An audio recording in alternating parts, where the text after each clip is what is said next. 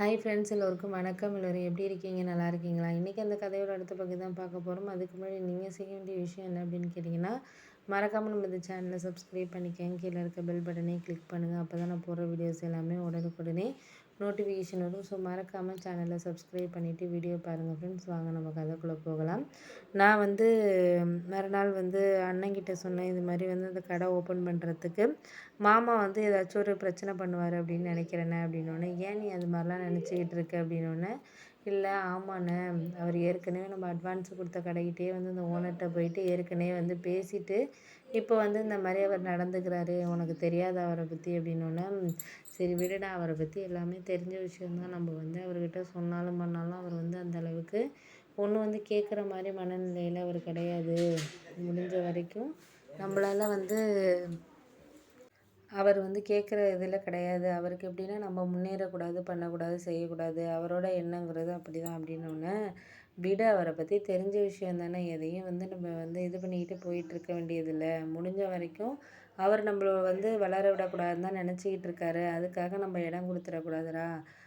நீ கவலைப்படாத. இந்த தடவை அந்த ஓனர்கிட்ட நான் பேசியிருக்கேன். எங்கள் மாமா நீங்கள் என்ன சொன்னாலும் எங்களுக்கு கடையை கொடுங்க. நாங்கள் கண்டிப்பாக அட்வான்ஸ் எல்லாமே நாங்கள் கரெக்டாக வாடகையெல்லாம் கரெக்டாக கொடுத்துருவோம். நீங்கள் அதை பற்றி ஒன்றும் நினைக்க வேண்டாம் அப்படிங்கிற மாதிரி சொன்னேன்னொன்னே, அதுவும் உண்மை தான். நம்ம ஒருத்தவங்க நம்மளை வளர விடக்கூடாதுன்னு நினைக்கிறாங்களோ, அவங்களுக்கு முன்னாடி நம்ம வெற்றி அடைஞ்சு காமிக்கிறது தான் ஒரு சக்ஸஸே இருக்குது அப்படின்னோடனே, சரி விடு, நம்ம பார்ப்போம். முடிஞ்ச வரைக்கும் ஓரளவு நம்ம சூழ்நிலைகளை நமக்கு சாதகமாக பயன்படுத்திக்கிட்டோம்னாலே போதும். அதுக்கப்புறம் எதையுமே நம்ம இது பண்ணிக்க தேவையில்ல, பார்த்துக்கலாம். முடிஞ்ச வரைக்கும் நம்ம எதையா இருந்தாலும் கொஞ்சம் சாதகமான விஷயங்களை வாழ்க்கையில் கொண்டுட்டு போகிறது தான் நமக்கு நல்லது அப்படின்னோடனே, சரி விடு, அதுக்காக நம்ம இப்போதைக்கு என்ன இதோ அதை நம்ம இது பண்ணணும் அப்படின்ட்டு நான் முயற்சி பண்ணிக்கிட்டு இருக்கேன் அப்படின்னோடனே, முயற்சியெல்லாம் கரெக்டு தான். நம்ம நான் தடவை உங்கள் ஓனர்கிட்ட நான் எப்படியாச்சும் பேசிட்டேன்டா, நீ அதை பற்றி ஒன்றும் நினைக்காத, முடிஞ்ச வரைக்கும் பார்ப்போம், பார்த்துட்டு எது நடக்குதோ நடக்கட்டும். அதுக்கப்புறம் நம்ம என்ன நடந்தாலும்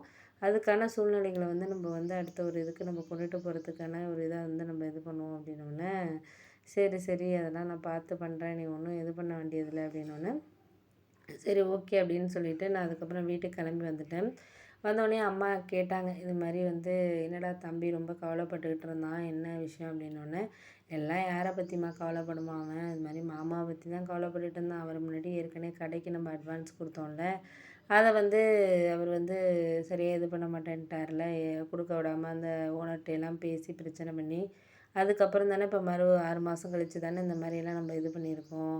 அதனால் அவர் கவலைப்படுறாரு, வேறு ஒன்றும் இல்லைம்மா அப்படின்னோடனே, சரி அதுவும் உண்மை தான்டா, கவலைப்படுறது இதெல்லாம் ஓகே தான், நான் இல்லைங்கலை. அவர் நம்ம இது பண்ணக்கூடாதுன்னு தான் நினைக்கிறாரு. நீ சொல்கிறதெல்லாம் கரெக்டு தான். ஆனால் என்ன நம்ம நினச்சாலும் அதை நம்ம இது பண்ணிக்கக்கூடாது. எதாக இருந்தாலும் நம்ம முயற்சி பண்ணி தானே நம்ம பார்க்கணும் அப்படின்னோடனே, சரி சரி, நான் முயற்சி பண்ணியெல்லாம் பார்க்குறதெல்லாம் ஓகே தான், நான் இல்லைங்கலை. ஆனால் ஒரு சில நேரங்களில் நம்மளுக்கு அவங்களே சாதகமாக ஒரு சில முடிவுகளை எடுக்காமல் இருக்கிறதுக்கான காரணங்கிறது நம்மளுக்கு இருக்கணும்ல அப்படின்னோடனே, அதெல்லாம் நான் பார்த்துக்கிறேன், முடிஞ்ச வரைக்கும் நீ எதாக இருந்தாலும் கொஞ்சம் இதாக எடுத்துக்க வேண்டியதில்லை. நம்மளுக்கு முடிஞ்ச வரைக்கும் என்ன நடக்குதோ அது நடக்கட்டும், பார்த்துக்கலாம் நம்ம அப்படின்னோடனே, சரி சரிம்மா, நீ சொல்கிறதெல்லாம் கரெக்டு தான், நான் இல்லைங்கல்ல. இருந்தாலும் ஒரு சில நேரத்தில் அவங்களுக்கு நம்மளுக்கு கரெக்டான இதில் நம்ம இது பண்ணுறதுக்கான டைமிங்கிறது நமக்கு இருக்கணும் அப்படின்னோடனே, அது உண்மை தான். நம்ம விடு, பார்த்துக்கலாம். நம்ம இப்போதைக்கு அவங்க காசு வச்சுருக்காங்க, அதனால அவங்க சொல்கிறத கேட்டுக்கிட்டு எல்லோரும் இது பண்ணுறாங்க.